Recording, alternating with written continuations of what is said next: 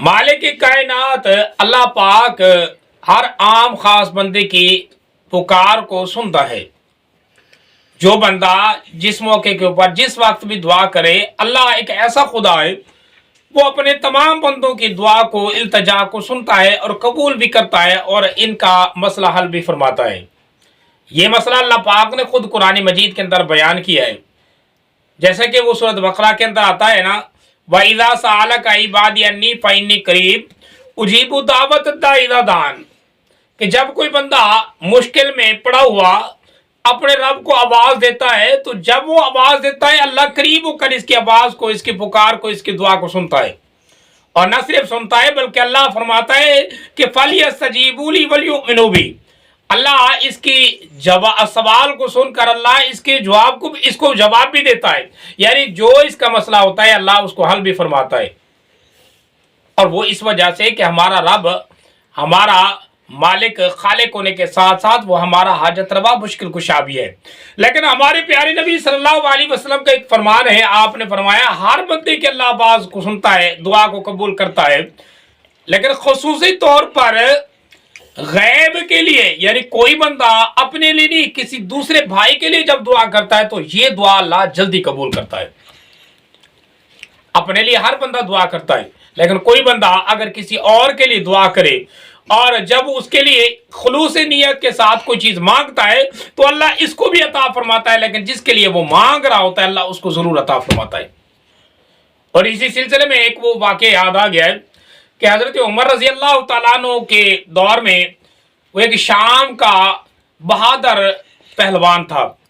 वो हजरत उमर रजी अल्लाह तआला अन्हु के साथ बड़ी मोहब्बत और उनसे रखता था। मुसलमान था, कलमा गो था,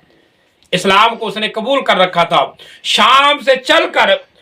कई दिनों का सफर करके हजरत उमर रजी अल्लाह तआला अन्हु के पास मदीना मुनव्वरा में आता, खुसूसी तौर पर हजरत उमर रजी अल्लाह तआला अन्हु की मुलाकात के लिए, और बड़ी मोहब्बत रखता था। लेकिन कुछ दिन हुए कि ये बंदा हजरत उमर रजी अल्लाह तआला अन्हु के पास ना पहुंचा। हजरत उमर ने पूछा कि फलां बंदा जो इतना अरसा मेरे से जुदा नहीं हो सकता था, बार बार मुलाकात के लिए आता था, काफी दिन हो गए, काफी साल गुजर चुके हैं, वो नहीं आया, वजह क्या है, मामला क्या बना? तो बताया गया कि हजरत जी वो बंदा ऐसा है कि उसको शराब की लत लग गई है और वो बंदा नशे में मदहोन रहता है, वो बंदा बुरी संगत में फंस गया है, वो बंदा नेक ताब बदकार बन गया है, बुरी सोबत में आकर वो अपना दीन ईमान और अपना इस्लाम अपना सब कुछ गवा बैठा है, वो शराब में धुन रहता है, अब उसको किसी की परवाह नहीं। ऐ अमीरुल मोमिनीन, ना आपकी मुलाकात की, उसको तो दीन की भी परवाह नहीं। जब ये बात हजरत उमर रज़ी अल्लाह तआला अन्हु को बताई गई तो आप उस वक्त अपने वो खसूसी महफिल में, यानी अपने वजीरों मुशीरों के दरमियान बैठे थे और ये महफिल खास तौर पर लगी हुई थी। हजरत उमर रज़ी अल्लाह तआला अन्हु को बड़ा अफसोस हुआ, तो आपने एक अपने कातिब को बुलाया और ख़त लिखा। ख़त के अल्फाज भी हदीस की किताबों के अंदर आते हैं कि हजरत उमर रज़ी अल्लाह तआला ने लिखवाया कि लिखो, मैं उमर अब्न खत्ताबी इला फलान बिल फलान सलामुन अलैका अहमदु इलैका अल्लाहुल्लज़ी ला इलाहा इल्ला हु गाफिर ज़ंबी व काबिलित तौबी शदीदिल इक़ाबि तौल ला इलाहा इल्ला हु इलैहिल मसीर।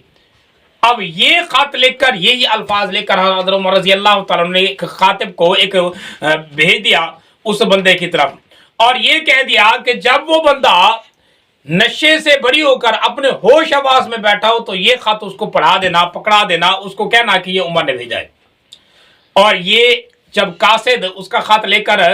उस नौजवान की तरफ गया, इधर हजरत उमर रजी अल्लाह तआला अन्हु ने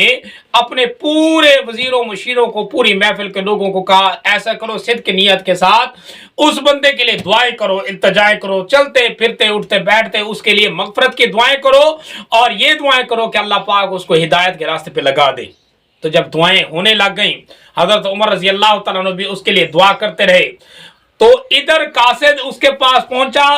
और उसने खत पढ़ा। खत का ऐसा असर हुआ उस नौजवान के ऊपर کہ وہ ساری بری چیزیں، ساری بری صحبتیں اور سارے وہ نشے اور نشے کی عادتیں اور ساری وہ سنگتیں سب کو چھوڑ کے حضرت عمر رضی اللہ تعالیٰ عنہ کے پاس آیا، اور روتا روتا